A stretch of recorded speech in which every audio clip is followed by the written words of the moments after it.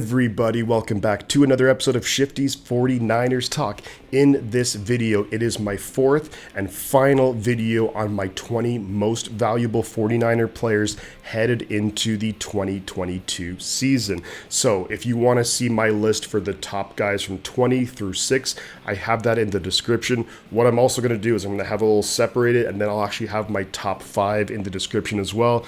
But just so you know, if you go to check out that description, spoiler alert there. Right before we get into the video, I do want to give a shout out to the YouTube 49ers content creator, Jay in the Bay. I was on his channel last night. We did a live stream. We talked football for over an hour. It was a whole lot of fun. We covered a bunch of things from the past, the present, and I'm going to leave a link to the description for that video link, and definitely check out his channel, subscribe, like, do all those good things.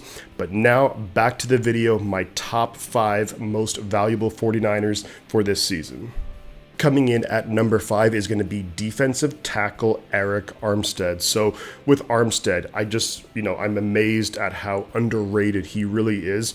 Not only by actually a lot of 49er fans, but just around the NFL. You know, he's probably the most underrated 49er. You could argue him or Jimmie Ward. But with Armstead, let's talk about him a little bit. He is incredibly reliable.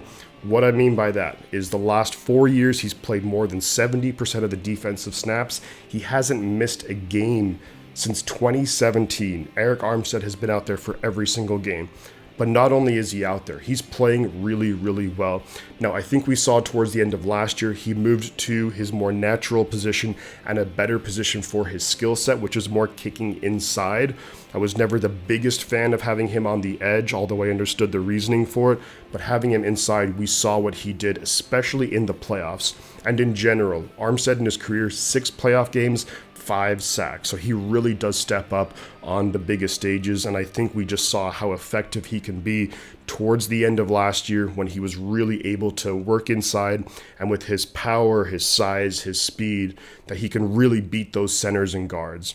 Now, the only thing here is that when you look at it, the depth that the 49ers have on the defensive line, while it's good, at defensive tackle, there are some question marks behind Armstead. So Javon Kinlaw, of course, we're all hoping and expecting for a big year, but he's still somewhat of a question mark. Will he be able to address those injury concerns that we've seen? Kevin Givens, much more of a rotational guy.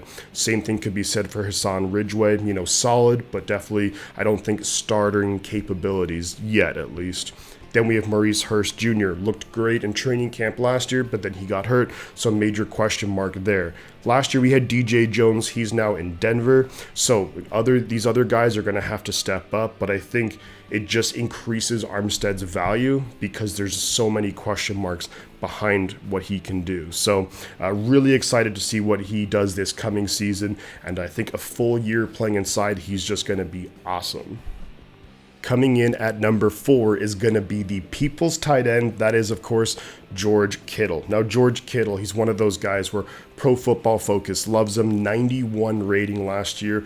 Some people like Pro Football Focus, other people don't. I think it's a somewhat useful tool, but not gospel. But overall, look, we all know George Kittle is probably the best overall tight end in the league. He's a great receiver, great route runner, great blocker, and he's incredibly versatile and incredibly valuable to what the 49ers do on offense. He can line up with the wide receivers. He can line up in the more traditional tight end spot. In the backfield, he can do it all. I actually wouldn't be surprised this season if we see him maybe run the ball a little bit more, maybe on those end arounds, misdirection plays, things like that. We really do need to get the ball into his hands a little bit more. So Kittle, he has missed some time the last few years, especially in 2020. He missed around half the season. Last year, he missed a few games. That is kind of part and parcel with just how he plays the game. He's incredibly physical. In the blocking game, we just see how physical he is. But not only that, like his ability after the catch, he fights for every single yard. And although you may want to say, hey, George, maybe don't fight for that extra yard and, just go down so you don't get hurt. But it is also dangerous when a guy has a mentality of like, I'm putting it all on the line. If you say, hey, maybe don't do that, and then maybe he starts to question things. So you just want George Kittle playing at full throttle. If he misses a couple of games a year, then I guess so be it. What also makes Kittle so incredibly valuable to the 49ers team is the fact that the depth at tight end behind him is not that great.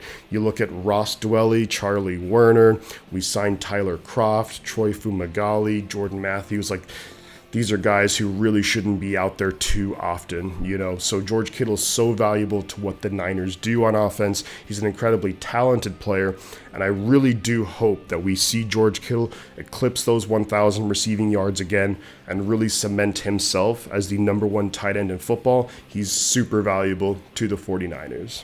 Coming in at number 3 is going to be the best offensive weapon in football. That is, of course, Deebo Samuel. So as of the recording of the video, he hasn't signed an extension yet, but I do think that will get done, hopefully sooner rather than later. Let's talk about some of the numbers for Deebo Samuel last year. 18% of the offensive touches he was involved in. So when you look at the amount of targets that went his way in the passing game, the amount of rushes that he had, and then he actually threw 2 passes, one of them a touchdown to Jauan Jennings, of course, week 18. 18% was Deebo Samuel, which is just crazy to think about, crazy numbers. 31% of the touchdowns that the 49ers had last regular season last year were Deebo Samuel was involved in, receiving, rushing, and of course throwing as well. Not only that, he had 31% of the receiving yards too, which is just crazy. Almost essentially a third of the receiving yards went to Deebo Samuel, and that's with really quality receivers, George Kittle, Brandon Aiyuk, and others on the team as well. Just how good Deebo Samuel is, 18.2 yards per reception. I believe that led the league. Wow, he is fantastic. Deebo just has this way about him where he's running with the football and players just find it hard to tackle him. I don't know how he does it, but it's just super impressive. Now, coming into 2022, I still think, of course, he's going to be a huge part of the offense, but we're for sure going to scale back the amount of times that he runs the football. So in the first half of last season, the first 8 games, he ran the ball 8 times, so basically 1 time a game. The last 8 regular season games that he played in, because let's keep in mind he did miss 1 regular season game at Seattle, but the last 8 regular season games, he ran the ball 51 times. In 3 playoff games, he ran the ball 27 times. Now, of course, in the playoffs, some of that was due to the really bad weather in Green Bay, and you get the ball in the playoffs to your best player's hands, but in those 11 games, he touched the ball running it, not even just counting any receiving, running it about 80 times. And I think that's his big concern when he looks at the way he's used by the 49ers. I don't think he wants to be continued to be used that way, essentially because he's still a very young guy. He's entering his 4th year in the league, and he doesn't want his career to be shortened by running the ball so many times while also being a huge focal point in the receiving game. And I can understand that to a certain degree, So I do think that we're going to see a huge scale back for Deebo Samuel in terms of how many times he runs the ball. Last year, overall in the regular season, 59 rushes. I think we'll probably see that number be about halved this coming season. So maybe still 1-2 rushes a game, something that where we can sprinkle that in, catch the defenses off guard, but we're not going to see it as much. Regardless, though, all these numbers that we talked about earlier with Deebo Samuel, it just shows you how valuable he was to the 49ers last year, and he's going to be so valuable this coming year. I think he's going to be used a lot more in misdirection plays. Maybe he'll be in the backfield, and we'll do a fake handoff to Deebo, throw it deep to someone like Danny Gray or Aiyuk or whoever else, and so we'll be using him in different ways this coming season. He's still going to be incredibly valuable to the 49ers. For me, the 3rd most valuable Niner coming into this season.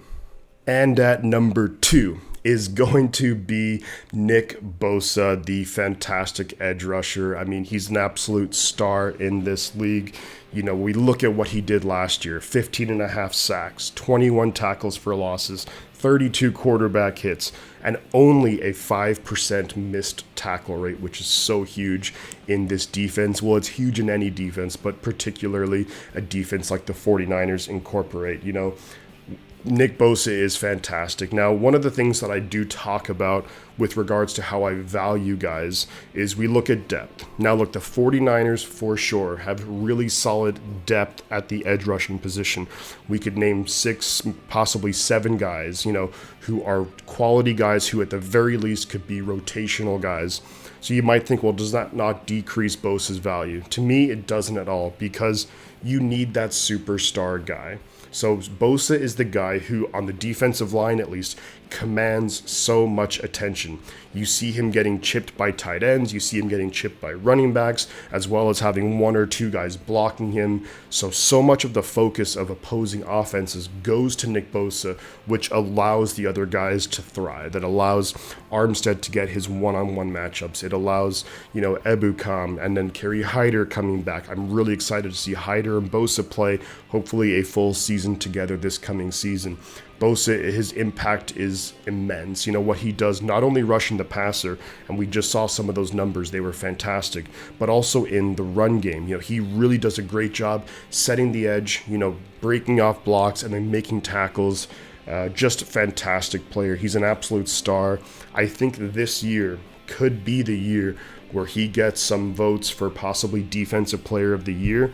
Don't be surprised, if assuming guys, we stay healthy and all that good stuff, I think he's going to have a phenomenal year. He's already had phenomenal years with the 49ers, don't get me wrong, but this year could kick it up another notch, possibly close to 20 sacks, huge plays, all those great things. Nick Bosa is just amazing.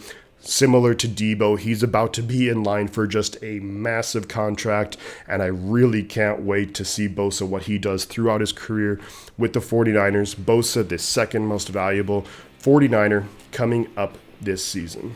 Alrighty guys, and coming in at number 1, I think we probably all know who this is going to be, and that is, of course, the silverback Trent Williams. Just a friendly reminder, I did keep Trey Lance off of this list because we all know that 99% of the time, the quarterback's the most valuable guys, so Trey Lance was not on this list. But getting back to Trent Williams, when you look at what he's done with the 49ers in just a couple of years, it's amazing. I'm just so impressed by Trent Williams week in and week out. And if you look at Pro Football Focus, and again, to me, it's not gospel, but to me, it's something that's a useful tool. 97.8 Pro Football Focus rating. I think he was the highest rated, at least the highest rated offensive player last year in the entire league. And maybe I can't even remember how many years back that it goes, but he's the best left tackle in football. Not only that, he is the perfect fit for what we do. He's incredibly athletic, he's powerful, and his talent is just, ridiculous. The amount of highlights that we see from a left tackle. I mean, just even saying that sentence, highlights from a left tackle, is just crazy to think. He's a bully, he's dominant.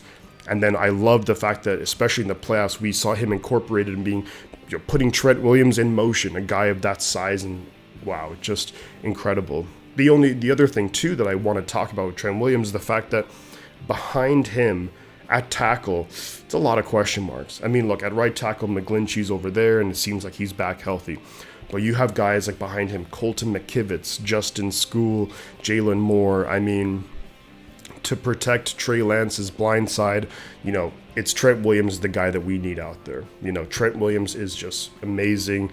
I love watching him play. He's one of the few offensive linemen that I just love to watch him and see what he does in a play. It's just fantastic what he does. So valuable to the 49ers, and he's going to be really valuable. His health, and his ability to play at the same level. It's so important for Trey Lance to be able to have that trust that his blind side, he really doesn't have to worry about it as much. So Trent Williams is, to me, the number 1 valuable guy, not only because he's probably the most talented guy on the roster, but also the depth behind him really just isn't there. So that's my list, guys. Those are my top 5 guys in this video. Do check the description for my entire top 20 list.